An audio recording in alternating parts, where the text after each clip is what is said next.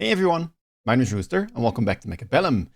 Today's video is going to basically be nothing but meta. It is going to include kind of the units that seem to be the most popular, and on top of that, this was a tournament finals. Advanced Group 1, the EU Weekend tournament from last weekend, and well, I managed to make it to the finals, and well, who am I facing? None other than Math is Might. Definitely kind of the guy that I was expecting to make it to the finals.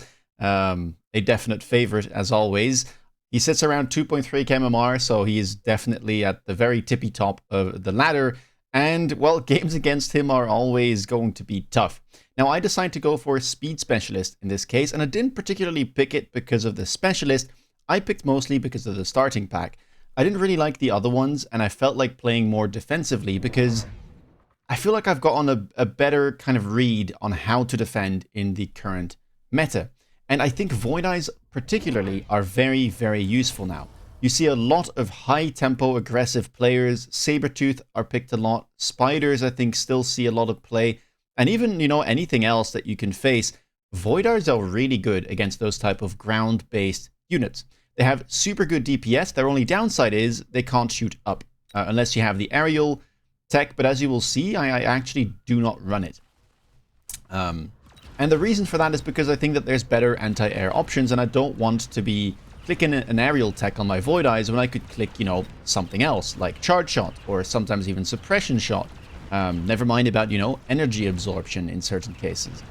And, well, the anti-air that I'm going to be using often is the Farseer. I mean, you might know it, you probably have seen it, everyone is playing it. It got buffed massively, the burst tech is crazy right now, so, definitely kind of try and abuse it while you can.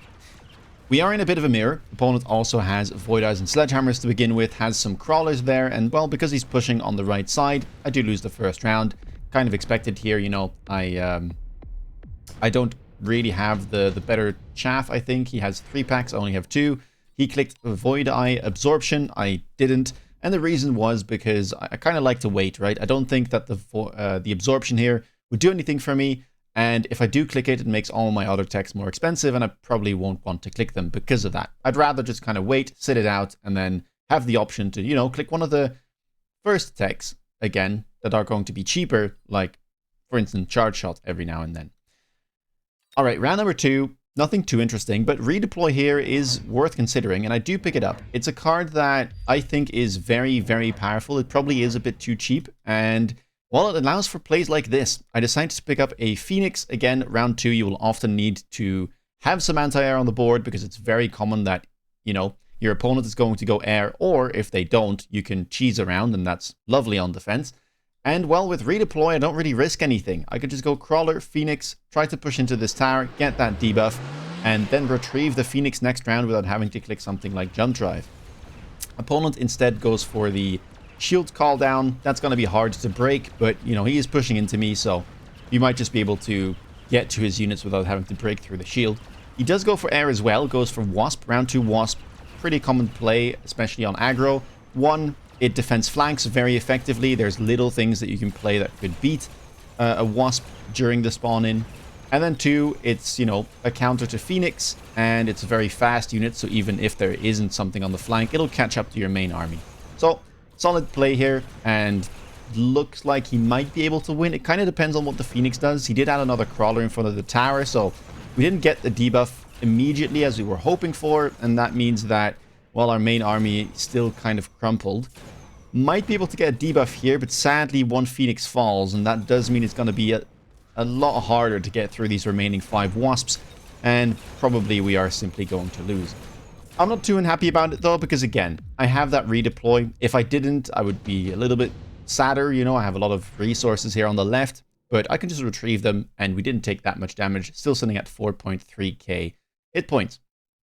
Round number 3, improved firepower control system shows up. Advanced power system, perhaps worth picking up there for Math is Might as he's pushing in, but lots of good items. Even absorption module you could consider. But I just go for the improved firepower, and yep, here we have it, the Farseer. This unit is very, very, very, very good at the moment. This tech is completely busted. I think I can say that. It's 150 cost, it gives 2.4x DPS, and really it has no particular downside. You would expect it to be worse against things like Chaff, because have a longer reload time, and you kind of like burst in one spot. But that's not really what happens. The Farseer seems to have some kind of spread on its missiles naturally, and because of that, the burst doesn't really do a worse job of clearing. So yeah, it's basically just a tech with no downsides that gives you 2.4x DPS, which, naturally speaking, is pretty good. Yeah, it's good at flank defending, of course. It's still, the Farseer of old, but it just has carry potential now into the mid and late game. So yeah, just good to pick up. And this is why it pairs nicely with the Void Eye, because it gives you this kind of carry anti-air unit, and you can focus on, the Void Eyes on the ground without having to worry too much about air units. Speaking of air units, Math decides to go for a Wraith here and picked up the Absorption module, so the more expensive of the items that were offered. I was a bit surprised about that, but very happy that I did see it, because, well, it runs into the Farseer right away, and we managed to kill it off rip. Left side, though, kind of losing here. I mean, my chaff clear is definitely subpar, you could say, so I would like to be able to find something for that, but maybe the unit drops can help us out. For now, seems like we might be able to cheese. My Phoenix luckily somehow survived. I mean, where even is its hit bar? That's the tiniest sliver of hit points I've ever seen. Oh my days. Kind of getting a bit lucky there, but I'll take it. We might not be able to kill everything because there's quite a few crawlers still. But hey, again, being able to survive the first 3 rounds against aggro is very nice. Like, not losing too many hit points. You're kind of meant to lose because that's the benefit of playing aggro, right? Like, they're stacking one side. If you're defending, you likely won't be stacking, and so they just have more units on one part of the board. You will often be able to kind of stabilize at some point, but the early game shouldn't be in your favor. So the fact that we haven't lost too many hit points this early on bodes very well. I was very happy with the results so far. We get a level on the Phoenix 2, that's nice. And now round number 4, okay, there we are. The unit reinforcements, that's a lot of deployments. Mustang, Storm, Saber, Tarantula. Saber here is offered, but I don't really care. I mostly need chaff clear, so I will simply take the Tarantulas. I really still do like these. I feel like they've been popping up left, right, and center, and they're probably the most efficient chaff clear unit for their cost. I've talked about it plenty of times before, but the unit doesn't have any weaknesses once you get to range and high explosive, and that is just nice, right? Oftentimes when you play Arclight, you will have to build some Mustang at some point, or, I don't know, supplement a Wraith or a Vulcan, whatever it may be, to be able to deal with an eventual loose formation. With Spider, you don't need to care. High Explosive will deal with loose formation as well. It deals with Shielded Fang. It's just such a good unit. And on top of that, it's really beefy with levels, and its DPS is not bad whatsoever if you manage to get those levels. And, well, guess what? We got them for free here. So 2 level 2s. Opponent takes his time. We've pretty much already finished our round. Decides to sell out the Wraith. I think that is sensible. And he decides to replace it with a Tarantula. We've already picked up range here. I tried to stack the right side. Left side, I'm kind of playing for stall here. I leveled it once, which we already did before. And I decided to pick another Tarantula kind of all the way in the back, because he does have a lot of crawlers here on the left. And I just want to clear those. What this is signaling to me as well is that he is setting up for an eventual move onto the left side. This is quite common with aggro. They will play for basically, like, sometimes the first, but more often even the second unit drop. And then as that shows up, they get a bunch of deployments and they move over to the left side of the board to try and kind of punish the weak side tower. For now, though, we should be fine, right? He hasn't done so yet, but this is why the crawlers are there. It kind of gives him some type of support already for when he actually adds a big unit. He has the Rhino. He's a Rhino specialist, so that is getting added. Right side, my Farseer getting stuck on that Tarantula, and we're just not dealing any damage. The absorption just mitigating all of that, so yeah, we are simply stuck here. Middle is not looking too bad. Left side did win as I was hoping, but yeah, the late wasps are coming in. My tower is going to fall, and that should be another round loss. Not ideal, but we were still in the process of setting up, and this is when I start, to think about the text that I want. And I'm thinking, well, a big Tarantula like that with an absorption module, a normal Farseer might not be able to deal with it, but a burst Farseer probably can. So gives me a good reason to just go further into Farseers and pick up that burst tech, and that's where the meta aspect of this game comes in. Again, Burst Seer sees a lot of play, and I think this might be one of the best ways to defend at the moment. It really doesn't have too many holes. You just play like Sledgehammer, Void Eye, if you can get a Tarantula or, some type of other chaff clear. That's what you should be doing, and then, the Farseer can kind of take care of the rest. It's anti-air, it's your main source of DPS, just lovely stuff, really. Round number 5, Efficient Tech Research does show up. I have teched something already, but, I could pick this up for sure. I do decide to pick it. Rhino Assault, could try and go for it, but there is a missile and a bunch of crawlers. Didn't really want to go for that. Amp Core, I don't like too much. I think it's a waste currently on Burst Seer. You already have so much damage. This really isn't going to matter, let's be real. And yeah, instead we just get that Efficient Tech Research and then build a whole bunch more Farseers. 2 more, in fact, on the right side of the board. Kind of try and line them up with what I want them to kill. So the spiders in this case. And, I mean, that's pretty much the round. Opponent, though, keeps up the pressure. We see, a lot of kind of problems, right, being added to the board. He tries to cheese with air with that Wraith. With the Wasp, he transitions into the Tarantula, puts it up front with an absorption module. And now we have loose formation coming out. Now, I did say Tarantulas are good versus loose formation. That's not the case if they only have range. So we are definitely unfavored here. He also has that shield again. Luckily, my spider does manage to lock on immediately, so at least I'm happy about that. But yeah, you can see it almost takes, 1 shot per crawler at this point because of that loose formation. Opponent also added a spider on the left side. And so now things are going to be slightly more even. Hopefully I can clear most of the crawlers, because that's where most of the DPS is going to be coming from into that level 2 tower. Burst Seer, trying to do what it can. Kind of getting stuck on the Wasps here. Definitely not the best salvos. You can sometimes like one-shot the whole pack of Wasps, or at least 2-shot it. But yeah, this time around it takes like 4, even 5 salvos. Not really what you want to see.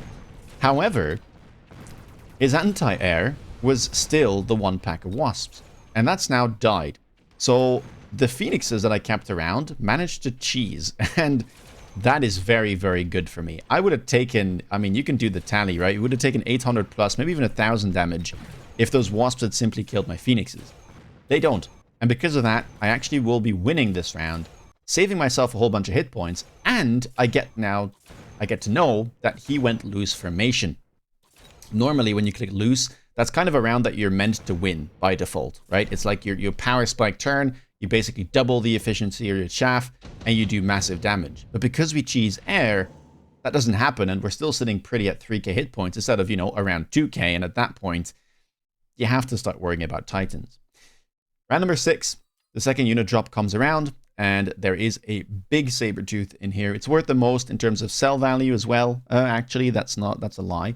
It's worth 600 and you have to pay 50. The Phantom Rays would sell for 600 because they're free. But it's a very, very powerful unit here, and I kind of like it. Because the one thing I was worried about is something like a factory showing up. And that's kind of the other kind of part of the meta here. HE Factory is everywhere at the moment.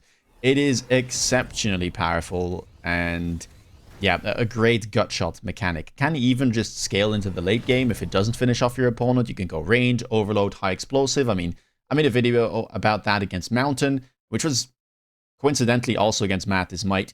But yeah, very powerful unit. So you kind of have to be worried about that, or at least wary about it, and try to play around it, as much as is possible. Bursts here can sometimes be a decent response. I mean, we already have a level 2 with an improved firepower, but I kind of decide to set my eyes on the left side here. I feel like that's my weak side. The right side looks really good. I managed to pick up high explosive, and I think with that, I should be completely fine.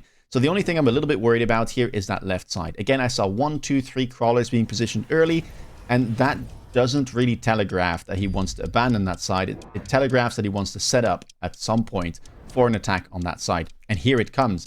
He decides to pick up that saber as well, but unlike me, he sells it, and there it is, the War Factory. No high explosive though, goes for the range instead.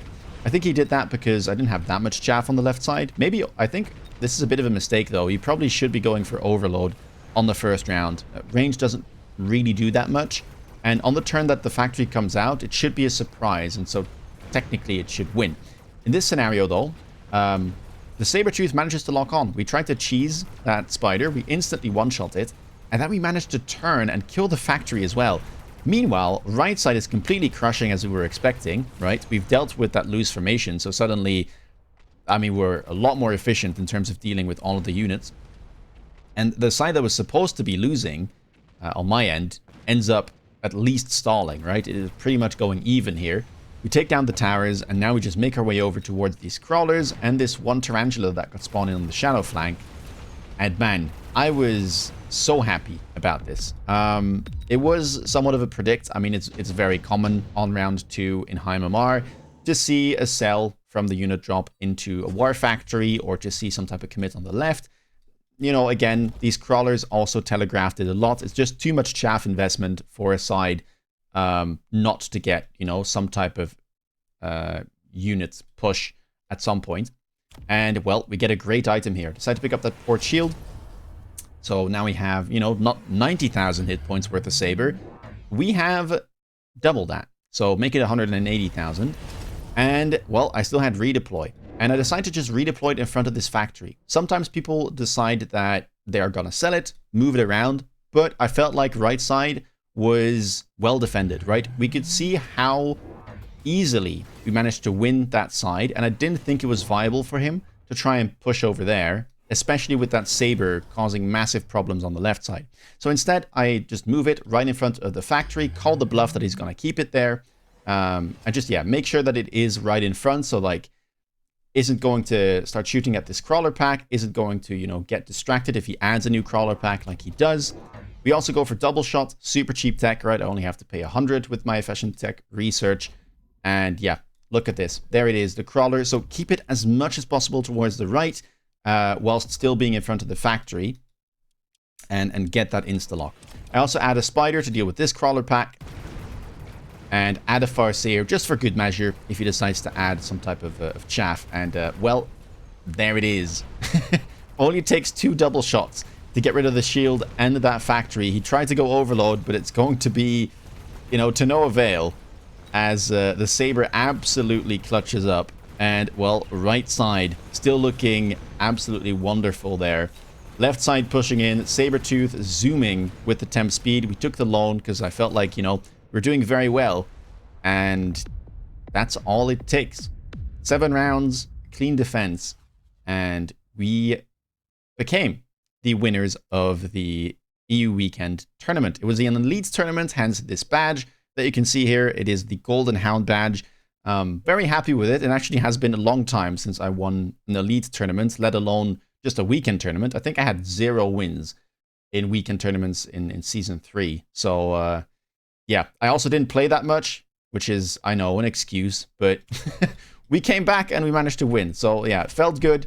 I was happy about how we played this. I think redeploy, again, came in clutch. Being able to make some planes, that Phoenix getting pulled back into the main board ended up saving me so many hit points. I mean, I think it survived twice and just took out so many remaining units on the opponent's board, allowing us to stay healthy. We took that Sabertooth knowing that this left side setup looked a little bit suspect, right? Like there was a little bit too much investment there for it never to mount into a secondary attack. And yeah, on the unit drop round, we keep our wits about us and we utilize the Sabertooth very well. The redeploy, the bluff call worked in our favor. And yeah, well, I mean, look at this defense, right? Very hard to get through these burst Farseers. I'm not sure what the counter is supposed to be. You just need to kill it with anything, but you know, it punches back very hard. Sometimes Sabertooth used to be a great unit into Farseer, but if the Farseer locks onto the Sabertooth first, it's just gonna burst it down. And yeah, I mean, if you pair it with good chaff gear like we did here, you will just be in a fantastic spot, right? You don't have to worry about anti-air too much. We didn't really invest in Void Eyes. We didn't need to, but yeah, I mean, I think this is a lot of units that currently seem to be very meta. You've got kind of the spiders, the sabers, you've got the Farseers, and you've got, of course, the factory. If you like this video, please leave a thumbs up. Let me know your thoughts down below about the Burst Seer. Have you liked playing with it? Have you tried it out? Have you had a lot of success with it? What about the factory? Do you like it? Do you hate it? Let me know. If you want to stay up to date with latest content, please consider subscribing. And if you want to see me play live, check me out on Twitch. With that being said, take care, guys, and see you in the next video. Bye-bye.